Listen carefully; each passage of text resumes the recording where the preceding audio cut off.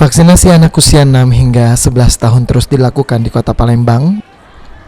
Terkait hal tersebut, antusiasme orang tua dan anak-anak untuk divaksin ternyata cukup tinggi. Hal tersebut terlihat dari pelaksanaan vaksinasi anak usia 6 hingga 11 tahun di Rumah Sakit Umum Daerah RSUD Gandus Palembang. Salah seorang orang tua dari siswa Siti Khadijah mengatakan tak ada rasa khawatir terhadap efek samping vaksinasi bagi anaknya seperti yang kini menjadi buah bibir. Menurutnya, vaksinasi bagi anak usia 6 hingga 11 tahun cukup aman.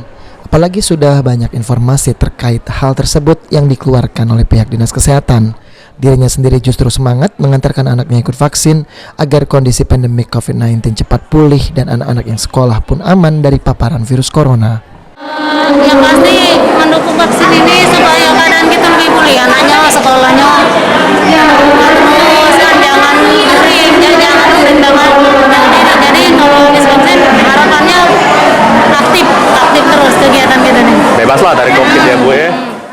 Siti menambahkan jika benar efek samping vaksin ada, namun hal tersebut tidak lebih mengkhawatirkan dengan kondisi pandemi COVID-19 saat ini bagi anak-anak. Apalagi ketika berada di sekolah, orang tua tidak bisa mengontrol kegiatan anak-anak secara langsung. Sandi Pratama, PAL TV.